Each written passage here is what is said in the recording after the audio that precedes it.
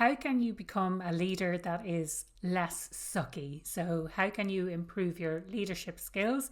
This is one of the core questions that we answer on today's award winning Happier at Work podcast, which is the career and culture podcast for people first leaders.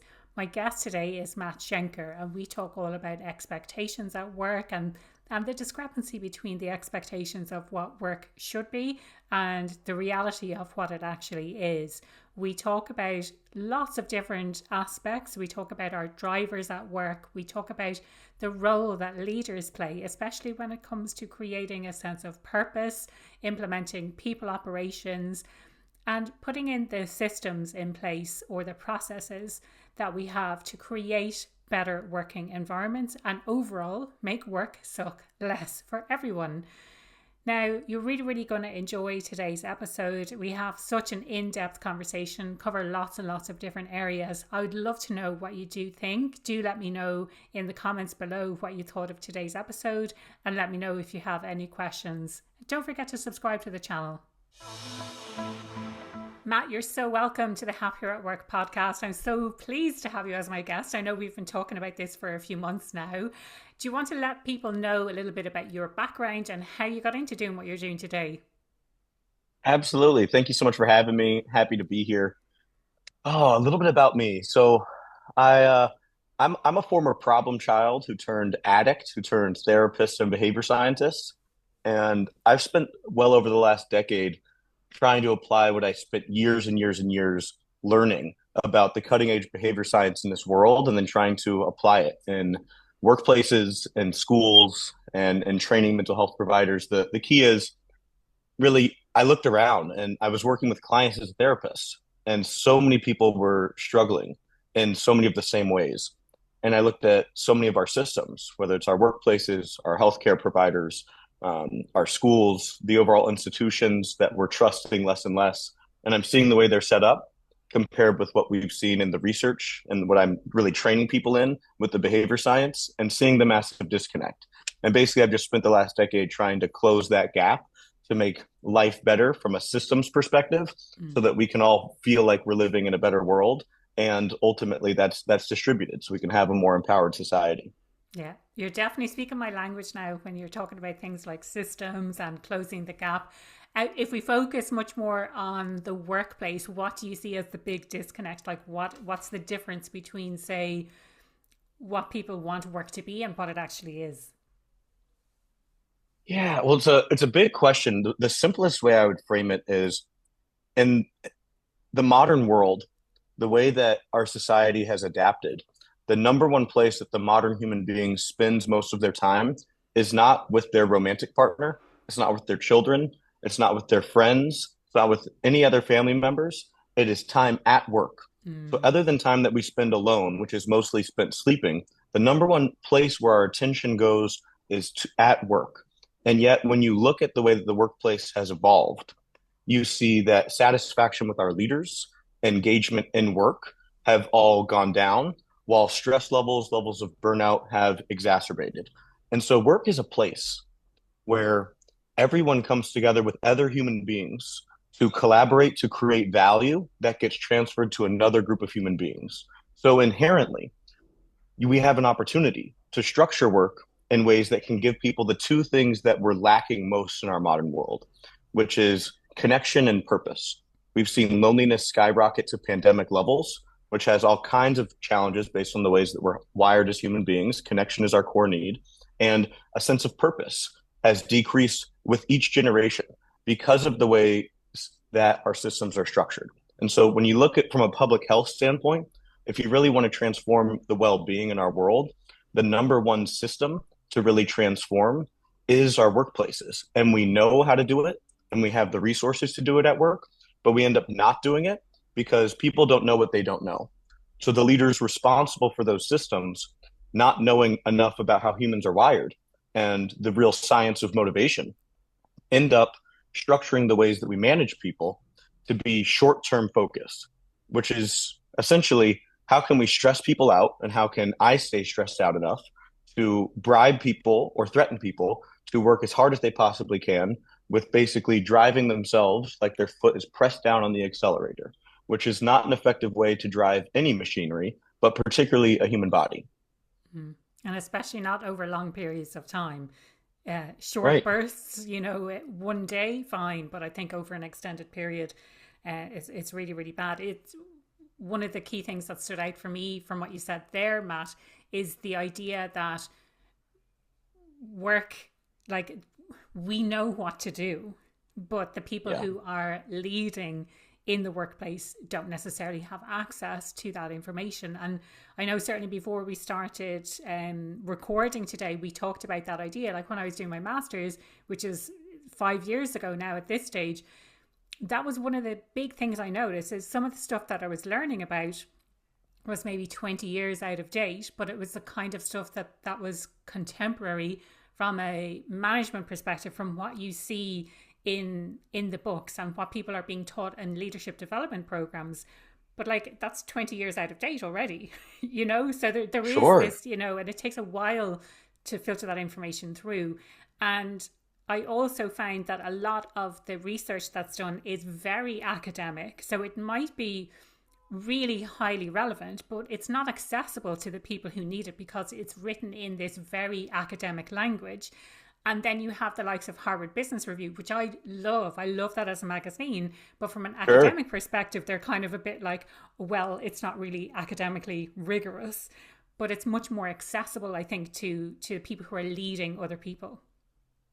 Yeah, I don't necessarily want to point blame at the leaders of our modern workplaces because what I find is, we work with thousands and thousands of managers and C-suites, and what I find is the vast majority of people want the same things, which is they want people to live a generally good life and they want to do productive things to help them live a generally good life. The challenge here is really a modern challenge, which is we have access to so much information. We are Mm. drowning in both data and content. And so, from the data side, the modern workplace moves so fast and is distributed across so many different platforms.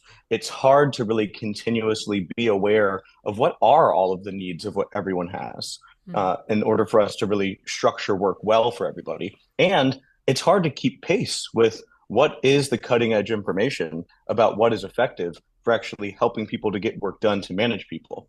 Because ultimately, like you said, that information is often up in ivory towers and it takes a while for that to trickle down into the highways of everyday life.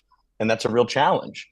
And ultimately, our opportunity now with things like AI is we can organize both the data and the information that we have so that we can actually solve this problem. Because, like you said, it's not a knowledge gap problem. This is Mm. an implementation gap problem. How do we take Mm. what we know works and then apply it across every single sort of workplace? Because we have good examples of it working.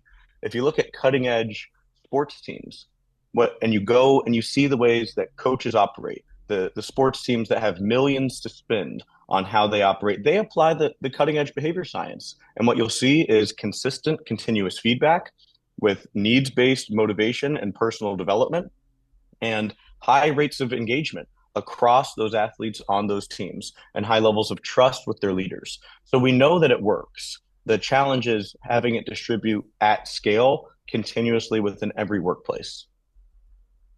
There's so much that I want to unpack there from what you said, Matt. I can dive into Unpack so away. many different areas.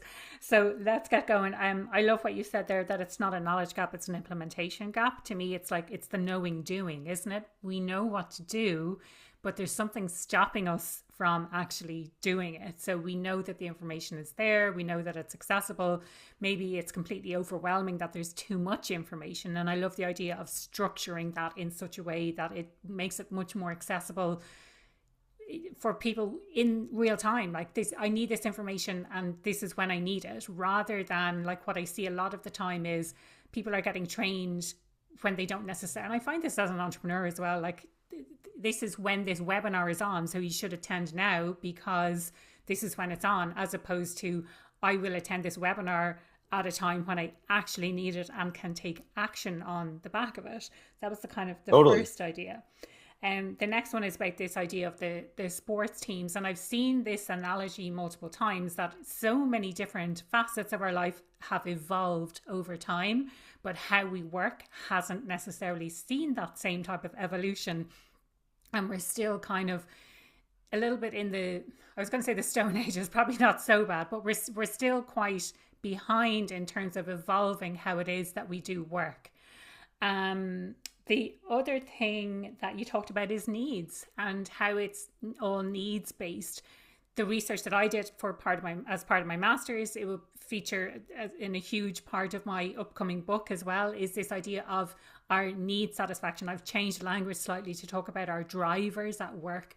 So what is Sure. it that really drives us? Like what motivates us at work? And it's not what you might think.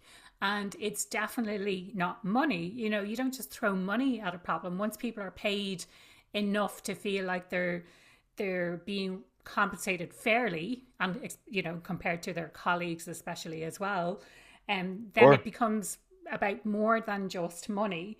uh, and then the other thing that you said was about doing this at scale. So again, what I find with the organizations I work with is you work with one small pocket of a team, and that Totally. same knowledge doesn't get passed around to the entire organization in the way that it could and should be. So let's discuss any and all of what I've just said there.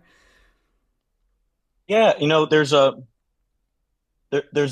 myth within our modern world that is really at the core of why we haven't really solved this implementation problem. Hmm. And the myth is what I call the techno-productive optimism myth, which is this lie that we've been sold by technology companies and by our politicians for the past 30 years, which is you can go back and you can look at magazines and newspapers and news articles from the 90s, the mid 90s, late 90s, and the early 2000s. And what you'll see is how the promise of the internet and software is going to radically transform the well-being and happiness of everyone in the world. It's going to make us more free and it's going to magically enhance well-being. Why? Hmm. Because the speed, scale, and scope of information sharing is going to rapidly accelerate because we have these tools where now we can speed up how we communicate.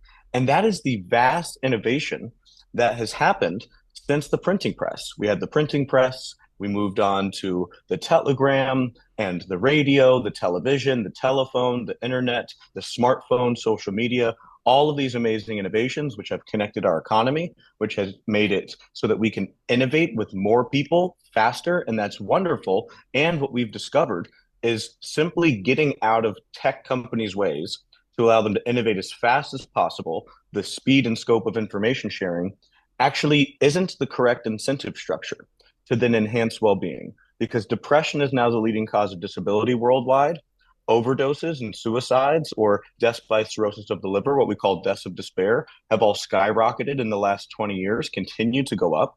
Mass violence continues to go up. Mental health challenges continue to go up. So what it looks like is actually us optimizing for just innovating the scale and scope of information sharing isn't enough. It's not just about speed and size anymore. It's about how do we actually design the ways that information flows so that we can get things done well and quickly while also regenerating well-being. So understanding the human needs in the component of work that has to get done. And so it's us as people taking a greater responsibility and expecting more from ourselves as leaders in workplaces and expecting more of the leaders within our lives in every single realm to be responsible, not just for profits and not just for accelerating work faster and bigger, but also taking responsibility for the systems that structure how that work happens. That's our responsibility too. And ultimately, you can get more done that way when you stop optimizing for short-term speed and you start optimizing for sustainable high performance. Mm. I love that. When you talk about needs and our well-being needs at work, are there specific ones that kind of stand out to you? Are there ones that you're seeing across the board? Sure, sure. One of the challenges with well-being is something I discovered years ago when I started talking to academics and interviewing them, thinking about getting into a PhD program, which is if you get 10 well-being researchers in one room and you ask them to define well-being, they'll give you 10 different definitions. And Okay. so it's sort of hilarious, right? We have Mm. this modern society where we're talking so much about wellness. So many of our TikToks and Instagram reels are all about mental health and optimizing longevity and wellness and meditation and mindfulness. And so we're talking more, we're having more of these conversations, and yet people have different definitions for what well-being is. So one of the things I've done is I operate with a biopsychosocial spiritual model of well-being that we call empowered well-being. And it Try saying that structures 10 everything times about fast. right. But it's really simple, which is all of the needs that make up what we are as a body. So biology, bio, psycho, so also what our mind needs, and then our Mm. social needs because we're social creatures, and then spiritually because we're spiritual beings. And so ultimately, those needs aren't different buckets; they all connect with one another. And at the core, there's basically just six needs that we all have. There's six inherent drives that are intrinsic within us that every human being yearns for, that if we are developing those six drives as dimensions, that ultimately we build a fulfilling life. And I break them down. One is connection. We are naturally wired for connection, and to develop that, we need to develop belonging. So the longest longitudinal study ever, I'm sure you're aware of it, is the Harvard study that Yeah. has studied now four different generations to see, well, what are the greatest predictors of both success and longevity? And it wasn't how little you smoked or how little you drink or how much you exercised or how much money you made. It was the quality of your relationships. Mm. Young infants, if they don't get enough human touch early on in their life, we saw this with the Romanian orphanages in the 90s. Babies literally die without enough touch to help them co-regulate stress in their bodies. So Mm. we're wired for connection. We have to develop belonging. Two is coherence. Our mind is constantly making stories, and it's optimized for trying to make sense of all the information and data we already carry within us and how that connects to the information we're having around us. And so we need to develop insight. We need to develop meaning about our experiences. Another is sensation. We are data processing machines. And so through our five senses, but also with our emotions, we are processing our experience of being alive. And so being able to be in our body, connected to the signals within our body, to be able to harness them and use them as wisdom. Wisdom is simply embodied insight for living. And so embodying, being in your body. And then the other drive is orientation. Where and when am I? So to cultivate mindfulness so that you can have power over your attention in this modern world where the greatest machines in the world at the richest companies are all competing and this attention economy to try to harvest your attention towards their platforms. Now more than ever, we need this skill for being able to cultivate presence towards what matters to us, which brings us to the fifth drive, which is autonomy. All of us, we developed as hunter-gatherer nomads. For 97% of the time we've been on this planet with the bodies we have as Homo sapiens, hunter-gatherer nomadic tribes, which is why connection is our core need. And that's where our dopamine systems come from. We didn't know agriculture for the vast majority of the time we were on this planet. So you had to keep moving. So you didn't use up all the resources. So we have this wiring within us to feel a sense of agency in our world. The way that you develop a sense of autonomy is by developing purpose, meaning you define what matters to you based on processing your emotions, understanding your self story, and understanding what really matters most to me, and then taking actions towards that, which then the next drive is mastery. We naturally want to master parts of our surroundings and we want to cultivate confidence. So developing that dimension is accomplishment so that ultimately you can fill yourself with confidence. Accomplishment is just the Latin word, which means with trust. And so to fill yourself with trust, that's accomplishment. So ultimately, if everybody goes through their life auditing those six drives and how much time they are investing in those sort of buckets, what you'll get is you'll unlock massive amounts of motivation. You'll process trauma that you carry within yourself. You'll diminish depression and anxiety. You'll cultivate greater energy within your body, a greater ability to make progress and create things. And ultimately, leaders can empower people to do that. Leaders can empower people to do that by simply showing up with purpose, with people skills, and by building processes that allow people to regenerate their energy and process stress. So it's really simple as a leader. You follow those three P's, to help people cultivate those six drives. And that's not about fluffy nonsense of walking on eggshells or just being nice to people because you believe in rainbows and unicorns. It's about actually having high performance, and Mm. having sustainable high performance actually ends up making people happier and more well. Yeah.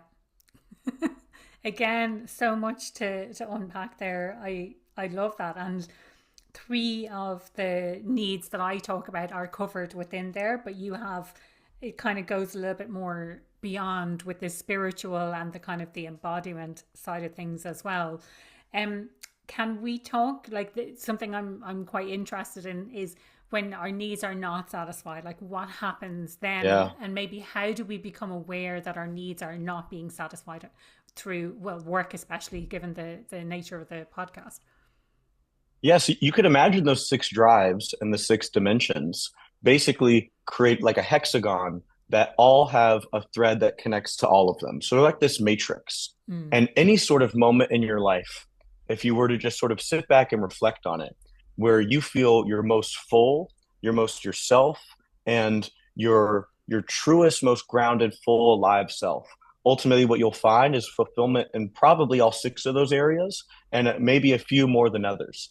And when you look at for moments of suffering, you'll find depletion in those different areas. So it shows up in different ways depending on which needs are lacking. If you're not processing enough of your emotions, if you're not building in embodiment practices, opportunities to be in your body, meaning to get sunshine, to eat appropriately in ways that your body needs, to process those emotions consistently, you're going to build up trauma. Your body's going to begin to shut down because it's just going to get overwhelmed because it's not getting what it needs. If you're not developing insight, what's going to happen is you're going to be anxious. You're going to be anxious with the uncertainty, and you're going to sort of feel like you're in this strange fog. And if you're not developing connection and belonging, your window, your stress tolerance window of what you're able to experience will shrink and diminish, because ultimately we all carry this relational regulation matrix within us at all times of all the people that we are connected to, particularly our core attachment figures, and the strength of those relationships expand our window of tolerance. If you don't ever define your values, you'll build a life similar to many of the clients I saw early in my work, which is you'll get to your late 20s, 30s, 40s, 50s, 60s, and you'll say, I played this game by the rules and I built the big, bright, shiny life, but it feels hollow on the inside. Mm. That's where a midlife crisis comes from, which is you started following a life that was a blueprint somebody else handed you, but it wasn't actually connected to your needs. Mm. And so ultimately, suffering comes from a lack of one or a combination of those needs being cultivated.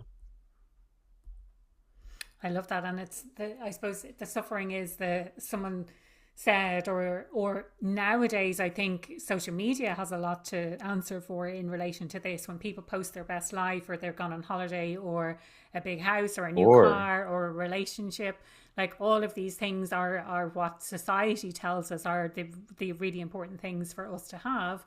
But if that's not what truly satisfies our needs, then it's going to cause us suffering. And yeah, like that, you could get to your 40s and you're looking around going, I thought this would feel exactly. different. And how tragic, right? Yeah. And ultimately, it makes sense when you zoom out and you look at us as human beings and how we've developed. For the vast majority of the time is that we've been on this planet, we have solved the need for purpose and insight and community by coming together, and usually with religious practices. Yeah. We're going to come together. We're going to explore the deepest questions about why are we here? Why are we alive? And Mm. we're going to do that with other people. Now, there are all kinds of problems that came up with organized religions and some hypocrisies within them in ways that trust has been broken down. Mm. And ultimately, what has happened is, as that trust has broken down with institutions across the board, not just religions, people have connected less with going to those places. And what's happened is we haven't necessarily filled that void.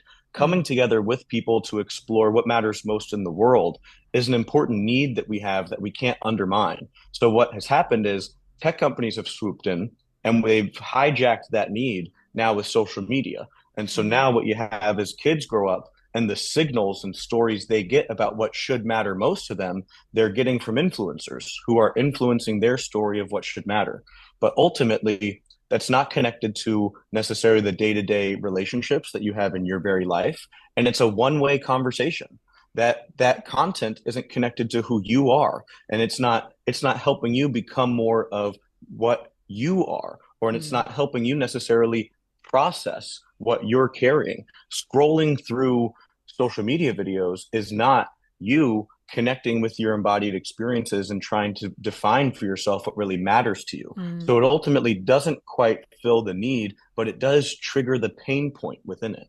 Yeah, and dare I say that it's a way to dumb down and numb your feelings, and it's a way to avoid doing that kind of embodiment work. It is you're just scrolling mindlessly.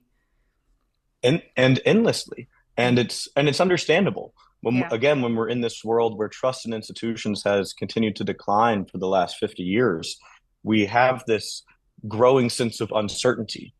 And when you have concentration of wealth that has continued to accumulate, Mm. this sense of social and financial mobility has also started to diminish for many people. So when you have a lesser sense of hope that your life can be different, when you have a greater sense of uncertainty because innovation seems to be happening faster and faster and faster and faster, and yet you don't have shared places where you can come together and make sense of what matters most in your world, of course we're so susceptible to wanting to spend so much time on social media, seeing how other people are making sense of what's going on in the world. But Mm. the point is, there's no end to just searching for those stories if you're not also investing time and connecting with who you are. Mm.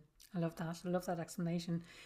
Matt, can we bring it back to leaders? You talked about this idea of purpose, people, and processes. Maybe let's start with this idea of purpose because, in linking back to what we were talking about the scroll and about finding like what really matters to us as individuals, how do we go about finding what that purpose is and connecting with that? And just to caveat this question by saying on the podcast, we've talked several times about this idea of the big P purpose versus the little p purpose. So big P Mm. purpose being something like save the whales, something grandiose like that. And then little p purpose being much more focused on the people around you, your community, the people that you interact with. Sure, sure. So our emotions are signals about what our needs are, and our values are our shortcut answers for how we get our needs met. And so within all of us, we carry wisdom about who we are and who we want to be. And so simply by exploring what makes you come most alive, what makes you feel smaller, by exploring those sort of questions or asking yourself, when I'm on my deathbed, how do I want to think about and reflect on my life? How do I want people at my funeral to talk about me? When I think about the people I respect most in the world, what do I respect about them? Those are good signals for what really matters most to us. And that's how you really carve out this sense of purpose. I really call it like you have one purpose and you'll have many missions. And the key is for yourself to figure out what is that one purpose. For me, I became an addict really early in my life. So from my adolescence into my teenage years, my number one value was cool.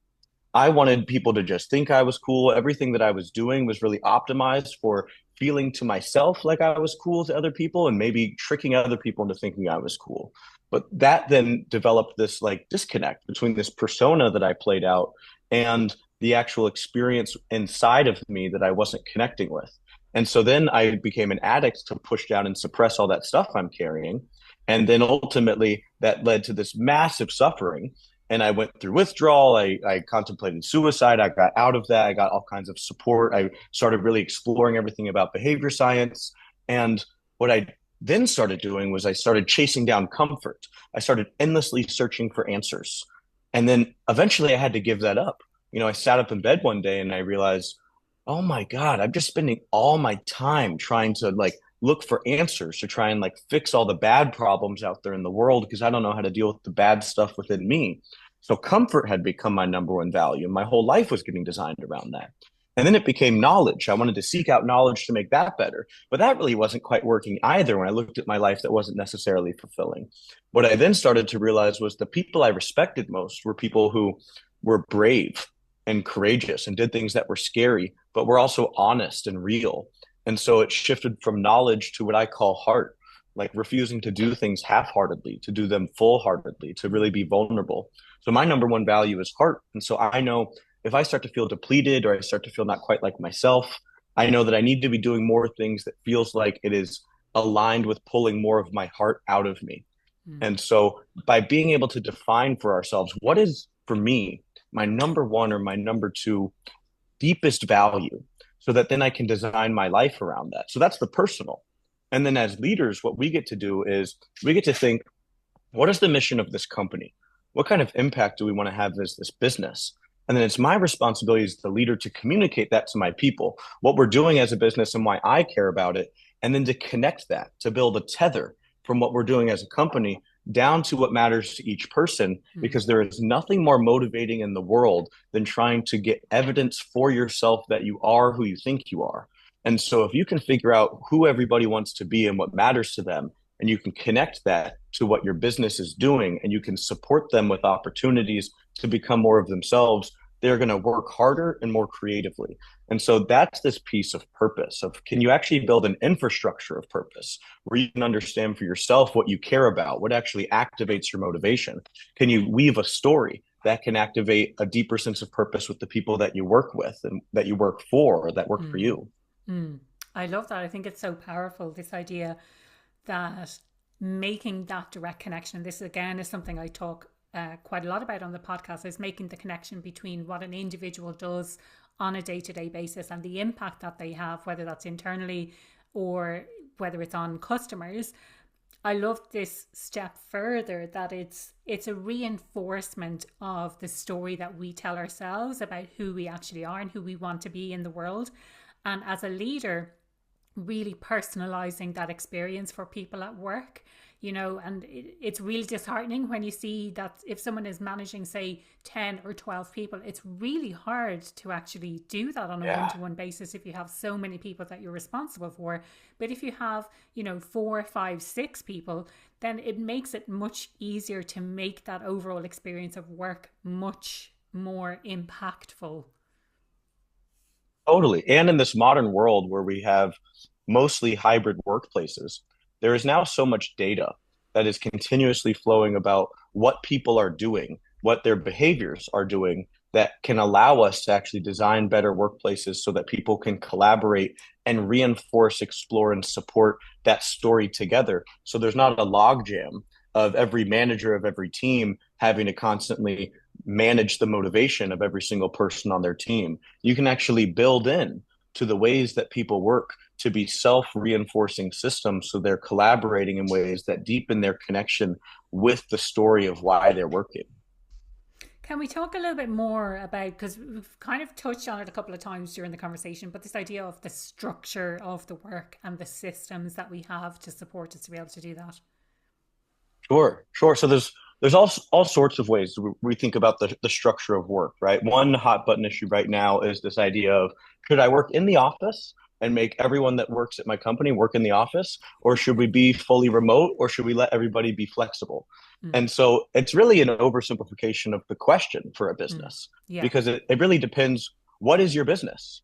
If you're manufacturing cars, that's not something everybody can do from a computer and they're at their house, right? And ultimately, if you're building software, maybe you can, maybe everybody can do that fully remotely. But it's actually figuring out, one, based on your business and based on the flow of what needs to happen in your business in a given quarter, month, week, who needs to work together at which points, and which touch points would be the most valuable to be in person versus fully remote. What Mm. sort of work can happen asynchronously by people messaging and emailing or tracking things in data tracking platforms or inputting things into Salesforce and taking notes? And what sort of things need to happen synchronously where people are coming together on a Zoom call or in person on an offsite or in person on like a 3-day sprint working together in the office? Mm. And there's so much data out there that people already give while being hired or onboarding about what they care about,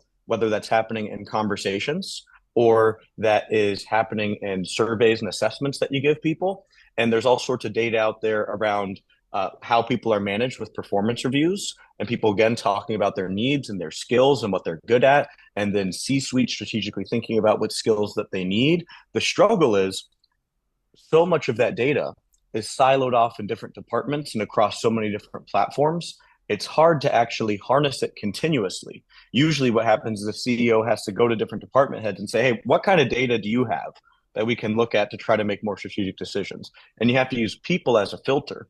But what we can do now with having AI, the greatest data processing and organizing tool we've ever gotten, we have this opportunity to harness more of this data and connect it to be able to give a more continuous visibility to all of us as leaders about what do we actually need in order to accomplish certain projects, who needs to be working together at which points, and based on what we know about each of our employees, what do they need? It's like, oh, well, we need to get this project done. It's going to be a 90-day sprint.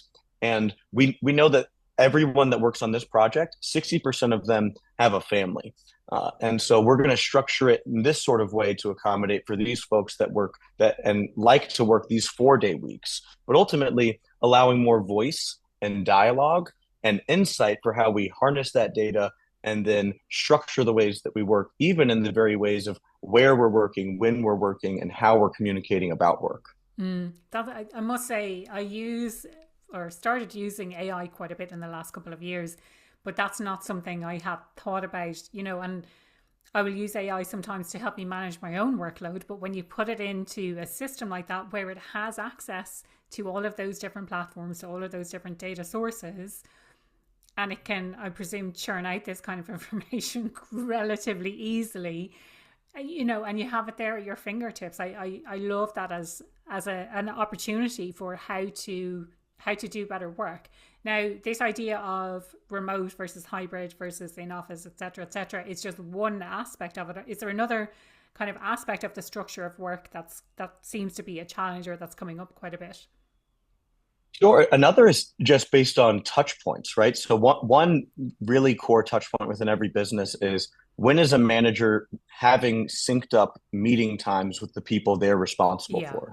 Because Yeah. ultimately, the number one person most employees have conversations with one to one, whether it's a call or an in-office meeting, is with their direct manager. Hmm. And the number one reason people leave jobs is because of a bad relationship with their manager. So Yeah. the one touch point you really ideally want to make really effective is that manager to employee one-on-one. Yeah. So then becomes a question of, well, how often should we do those? And what should those look like? What should happen in a one-on-one?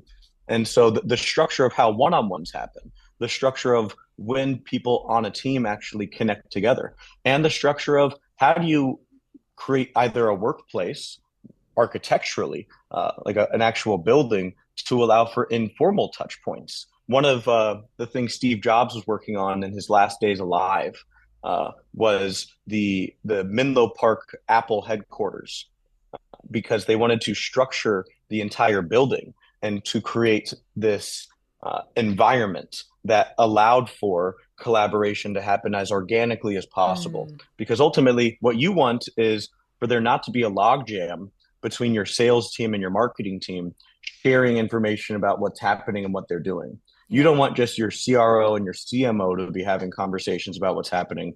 Ideally, if other people on that sales team are talking to other people on that marketing team at the water cooler or in the cafe or at lunch, or they're hopping on Zoom calls, that now gets to save you all kinds of time, because Yeah. now you don't have to have a trickle down from the managers to be updating people about what's happening and what they're learning, to be able to share insights, not just top down, but horizontally across an organization. So Yeah. even just looking at touch points such as frequency, but also what actually happens on those touch points. One of the things that we found is one core behavior that is crucial to train managers on and then to give them feedback on continuously is the number one behavior that most employees report not getting enough of. That would be the number one behavior that would transform their relationship with their manager, which is recognition. Am I Yeah. getting timely, authentic, relevant recognition from my manager? Yeah. Is that a case of feeling valued? I feel like my contribution here is valued and I'm actually being recognized, even if it's just to say thanks, even if it's just to say, I noticed that you worked a couple of hours extra, you were online late last night, whatever it might have been. I see you, I notice you, I understand that, and I appreciate you. Yeah, that's a human need, that Hmm. you can't expect people to show up and collaborate under this business umbrella to work with and for people. That Yeah. ultimately we work with and for people. And so our relationship with the company is defined by the ways that we perceive the relationships that we have within that company. So you Yeah. can't ignore the fact that human beings need recognition in order to feel a healthy relationship there. And we can see that with our friendships or our romantic relationships. Imagine never getting a compliment or a thank you from your partner or your friend. That's somebody that you're going to stop hanging out with or you're going to end a Mm. relationship with. Yeah. Yeah, definitely. Matt, we've covered so much today. Is there anything else that you want to get across before we wrap things up? No, one thing I want to name is I really just want to thank you for the work you're doing to have these conversations. Again, in this world, it is a tough time of transition that we're in where we know so much and yet we're suffering at such great scale. And so to be able to pull people together to have honest conversations that allow people to see more about how we're exploring these challenges, but also how are we as humans struggling and how do we make sense of this together? Mm. We need to be having these deep conversations. So I wanna just thank you for the work that you're doing. Thank you. I really, really appreciate. Thanks for saying. And Matt, the question I ask everyone who comes on the podcast: what does being happier at work mean to you? Being happier at work for me is about feeling like I am growing and learning and I'm working on things that matter to me. And the people I work with and that I'm responsible for are also growing and feeling like they're working on things that matter to them. Brilliant. Love that. If people want to find out a little bit more about you, about what you do, what's the best way that they can do that? Yeah, so they can find me on LinkedIn. You can look up Matt Shenker. You can type in my name there. You can also go to our company, mattermore.ai.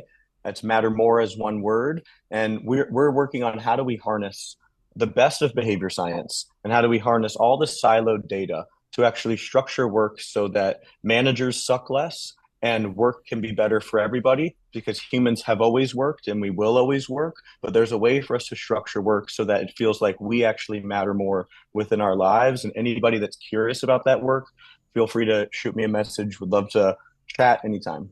Brilliant. I love that. I love that as an explanation and making managers not suck as much. I think no one That's wants to right. I be a think we can all sucky get behind manager. that. I don't think it's not something that people do on purpose, but like yeah, you have to recognize that it does happen.